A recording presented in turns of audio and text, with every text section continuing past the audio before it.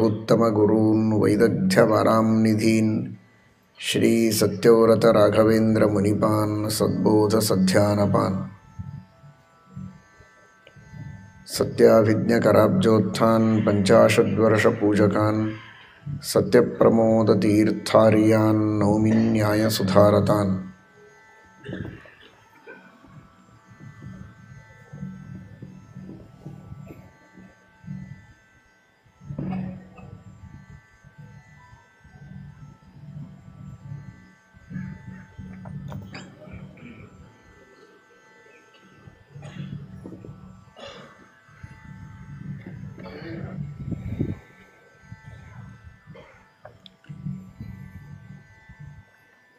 श्री कृष्ण परमात्मा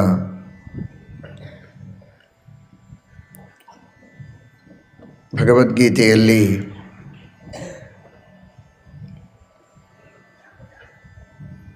ಧರ್ಮದ ಸಂದೇಶವನ್ನು ಅರ್ಜುನನಿಗೆ ನೀಡಿ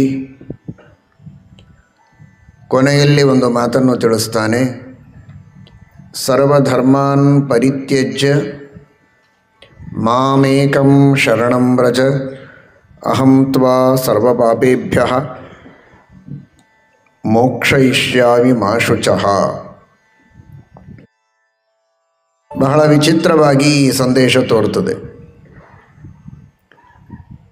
ಪ್ರಾರಂಭದಿಂದ ಕೊನೆಯವರೆಗೆ ಧರ್ಮದ ಉಪದೇಶವನ್ನು ಮಾಡಿದ ಕೃಷ್ಣ, ಧರ್ಮ ಸಂದೇಶವನ್ನು ನೀಡಿದಂತಹ ಕೃಷ್ಣ ಕೊನೆಗೆ ಹೇಳ್ತಾನೆ ಸರ್ವಧರ್ಮಾನ್ ಪರಿತ್ಯಜ್ಯ, ಎಲ್ಲ ಧರ್ಮಗಳನ್ನು ಪರಿತ್ಯಾಗ ಮಾಡಿ ನನಗೆ ಶರಣು ಬಾ ಅಂತ.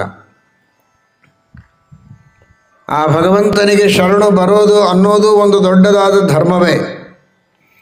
ಧರ್ಮದೊಳಗಿನ ಅತೀ ಪ್ರಧಾನವಾದಂತಹ ಘಟ್ಟ ಅದು ಶರಣಾಗತಿ. ಅಂತಹ ಶರಣಾಗತಿಯನ್ನು ಉಪದೇಶ ಮಾಡ್ತಾನೆ. ಮತ್ತೆ ಹಿಂದೆ ಉಪದೇಶ ಮಾಡಿದ್ದು ಧರ್ಮವನ್ನು, ಮುಂದೆ ಹೇಳ್ತಾ ಇರುವುದು ಧರ್ಮವನ್ನು, ಮಧ್ಯದಲ್ಲಿ ಹೇಳ್ತಾನೆ ಸರ್ವಧರ್ಮಾನ್ ಪರಿತ್ಯಜ್ಯ, ಎಲ್ಲ ಧರ್ಮಗಳನ್ನು ಪರಿತ್ಯಾಗ ಮಾಡಿ ನನಗೆ ಶರಣು ಬಾ ಅಂತ. ಏನು ಈ ಮಾತಿನ ಅಭಿಪ್ರಾಯ ಅಂತ ಗೊತ್ತಾಗೋದಿಲ್ಲ. ಮೇಲ್ನೋಟಕ್ಕೆ ಆಚರಣೆ ಮಾಡುವಂತಹ ಸಣ್ಣ ಪುಟ್ಟ ಧರ್ಮಗಳು, ಧಾರ್ಮಿಕವಾದ ಅನೇಕ ವಿಧಿವಿಧಾನಗಳು, ಅನುಷ್ಠಾನಗಳು, ಪರಂಪರೆಯಿಂದ ಬಂದಂತಹ ಸಂಪ್ರದಾಯದಿಂದ ಬಂದಂತಹ ಅನೇಕ ಆಚರಣೆಗಳೆಲ್ಲ ಧರ್ಮಗಳು. ಅವುಗಳನ್ನು ಯಾವುದನ್ನೂ ಮಾಡುವ ಅವಶ್ಯಕತೆ ಇಲ್ಲ, ದೇವರಿಗೆ ಶರಣು ಹೋದರೆ ಸಾಕು ಅನ್ನುವ ರೀತಿಯಲ್ಲಿ ಈ ಮಾತಿನ ಅಭಿಪ್ರಾಯವನ್ನು ಸಹಜವಾಗಿ ಅನೇಕ ಜನರು ಸ್ವಲ್ಪ ಸಂಸ್ಕೃತವನ್ನು ಬಲ್ಲವರು ಮಾಡಿಕೊಳ್ಳುವುದಕ್ಕೆ ಸಾಧ್ಯ ಇದೆ. ಆದರೆ ಸಂಸ್ಕೃತ ಬರುತ್ತೆ ಎಂದ ಮಾತ್ರಕ್ಕೆ ಸಂಸ್ಕೃತಿಗೆ ತಿಲಾಂಜಲಿಯನ್ನು ನೀಡುವಂತೆ ವ್ಯಾಖ್ಯಾನವನ್ನು ಮಾಡುವುದಕ್ಕೆ ಹೋಗಬಾರದು. ನಮ್ಮ ಭಾರತೀಯ ಸಂಸ್ಕೃತಿ, ಸನಾತನ ಧರ್ಮದ ಒಂದು ಸಂಸ್ಕೃತಿಗೆ ತಕ್ಕಂತೆ ಈ ಶ್ಲೋಕದ ಅಭಿಪ್ರಾಯವನ್ನು ನಾವು ತಿಳಿಯಬೇಕು. ಪೂರ್ವ ಅಪರ ವಾಕ್ಯಗಳಿಗೆ ಚೆನ್ನಾಗಿ ನ್ಯಾಯ ಒದಗಿಸುವಂತೆ ಇದಕ್ಕೆ ಅರ್ಥವನ್ನು ಮಾಡಿಕೊಳ್ಳಬೇಕು. ಅದನ್ನು ತೋರಿಸಿಕೊಟ್ಟ ಮಹಾನುಭಾವರು ಶ್ರೀಮದ್ ಆನಂದ ತೀರ್ಥ ಭಗವತ್ಪಾದಾಚಾರ್ಯರು. ಸರ್ವಧರ್ಮಾನ್ ಪರಿತ್ಯಜ್ಯ ಮಾಮೇಕಂ ಶರಣಂ ವ್ರಜ. ಪ್ರವಚನ ನಡೆಯುವಾಗ ಘೋಷಣೆ ಮಾಡುತ್ತಾರೆ, ಯಾರು ಮಾತನಾಡಬೇಡಿ ಅಂತ. ಪ್ರವಚನಕ್ಕೆ ಅಂತ ಕುಳಿತಂತಹ ಪ್ರವಚನಕಾರರು ಕೂಡ ಬಾಯಿ ಮುಚ್ಚಿಕೊಂಡು ಕೂಡ್ತಾರ. ಹೇಳುವಾಗ ಪ್ರವಚನಕಾರರ ಮಾತುಗಳನ್ನು ಬಿಟ್ಟರೆ ಬೇರೆ ಇನ್ಯಾವ ಮಾತುಗಳು ಬರಬಾರದು. ಇಷ್ಟು ವಿವರವಾಗಿ ಎಂದೂ ಯಾರೂ ಹೇಳುವುದಿಲ್ಲ. ಸೈಲೆನ್ಸ್ ಪ್ಲೀಸ್ ಅಂತಾರಷ್ಟೇ, ಮಾತನಾಡಬೇಡಿ ಅಂತಾರೆ. ಅದರ ಅರ್ಥ ಯಾರು ಮಾತನಾಡಬೇಕೋ ಅವರು ಮಾತಾಡಲಿ, ಇನ್ನುಳಿದವರು ಯಾರೂ ಮಾತನಾಡುವುದು ಬೇಡ ಅಂತ ಸಹಜವಾಗಿಯೇ ಆ ಮಾತಿನ ಅರ್ಥ ಅಂತ ಸಾಮಾನ್ಯವಾದ ಕಾಮನ್ ಸೆನ್ಸ್ ಇದ್ದ ಎಲ್ಲ ವ್ಯಕ್ತಿಗಳು ಅರ್ಥ ಮಾಡಿಕೊಳ್ತಾರೆ. ಶ್ರೀಮದಾಚಾರ್ಯರು ಅಷ್ಟು ಸುಲಭವಾಗಿ ಶ್ರೀಮದ್ ಭಗವದ್ಗೀತೆಗೆ ವ್ಯಾಖ್ಯಾನ ಮಾಡುವಾಗ ಹೇಳ್ತಾರೆ, ಸರ್ವಧರ್ಮಾನ್ ಪರಿತ್ಯಜ್ಯ ಅಂದರೆ ಕೃಷ್ಣ ತಾನು ಯಾವ ಧರ್ಮದ ಉಪದೇಶವನ್ನು ಮಾಡಿದ್ದಾನೆ ಆ ಧರ್ಮವನ್ನು ಪರಿತ್ಯಾಗ ಮಾಡು ಅಂತ ಹೇಳಲಿಲ್ಲ. ನಾನು ನಿನಗೆ ಪ್ರತ್ಯಕ್ಷವಾಗಿ ಧರ್ಮವನ್ನು ಉಪದೇಶ ಮಾಡ್ತಾ ಇದ್ದೇನೆ, ಧರ್ಮೋ ಧರ್ಮವಿದುತ್ತಮ. ಸ್ವಯಂ ನಾನು ಧರ್ಮಸ್ವರೂಪ, ಧರ್ಮಕ್ಕೆ ನಿಯಾಮಕ, ಧರ್ಮದಲ್ಲಿ ಅಂತರ್ಯಾಮಿ. ಧರ್ಮವನ್ನು ಬೋಧನೆ ಮಾಡುವವನಷ್ಟೇ ಅಲ್ಲ, ಧರ್ಮ ಮಾಡಿದ ಮೇಲೆ ಫಲ ಕೊಡುವ ಜವಾಬ್ದಾರಿ ನನ್ನದೇ. ಧರ್ಮ ಹೇಳುವವನು ನಾನು, ಧರ್ಮಕ್ಕೆ ಸಾಕ್ಷಿಯಾಗಿ ನಿಲ್ಲುವ ಧರ್ಮಾಧ್ಯಕ್ಷ ನಾನು, ಧರ್ಮಕ್ಕೆ ಫಲ ಕೊಡುವಂಥವನೂ ನಾನು. ಅಂತಹ ನಾನು ನಿಜವಾದ ಧರ್ಮ ಯಾವುದು ಅನ್ನುವುದನ್ನು ನಿನಗೆ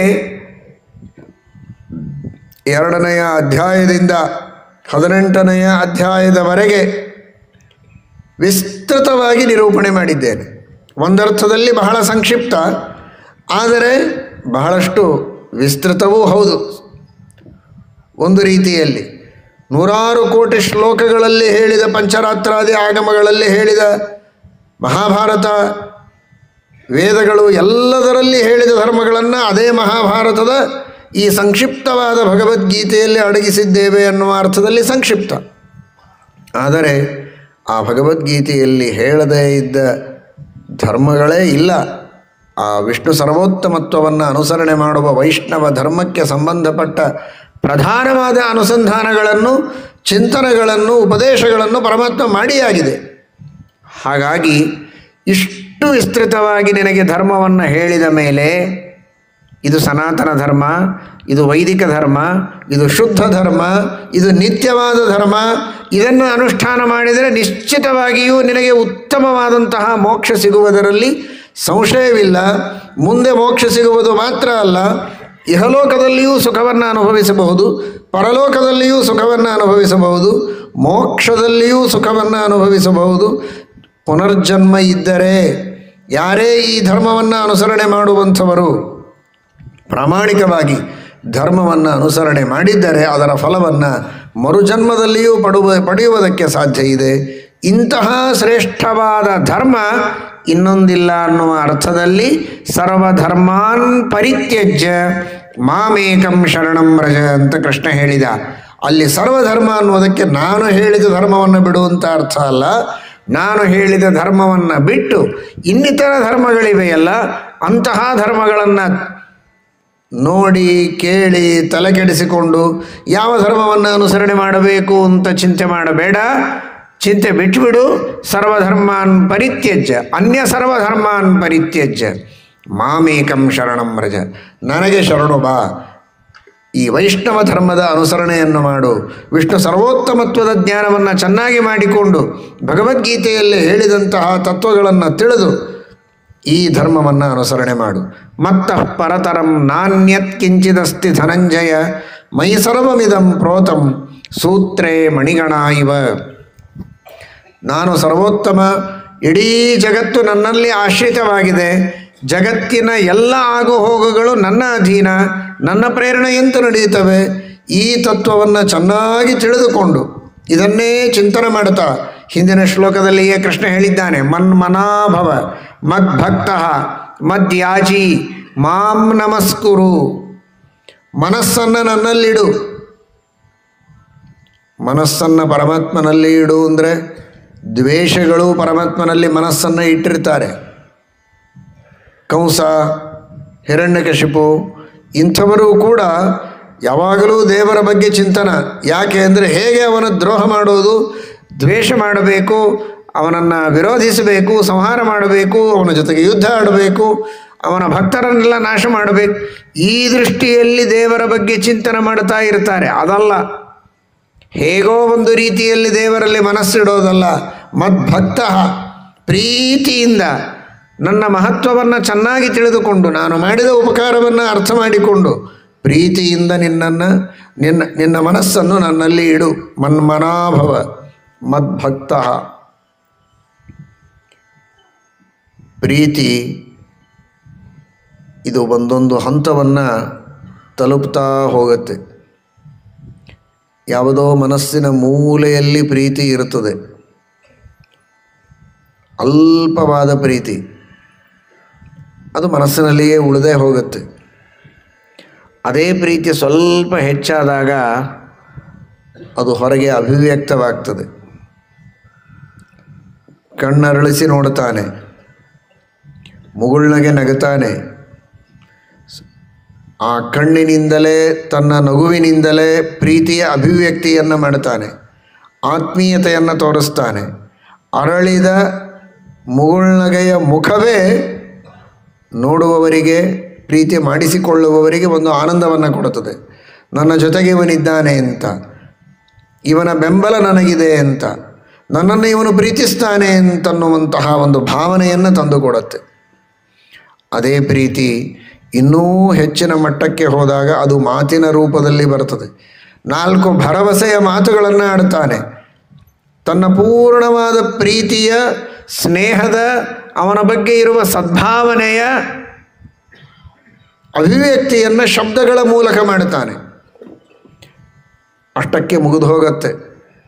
ನಿಮ್ಮ ಜೊತೆಗೆ ನಾವು ಯಾವಾಗಲೂ ಇದ್ದೇವೆ, ನಿಮ್ಮನ್ನು ಕಂಡ್ರೆ ನಮಗೆ ಬಹಳ ಅಭಿಮಾನ, ನಿಮಗೇನು ಬೇಕೋ ಅದನ್ನು ನಮ್ಮಿಂದ ಪಡೆಯಬಹುದು ಅಂತ ಅಷ್ಟೇ.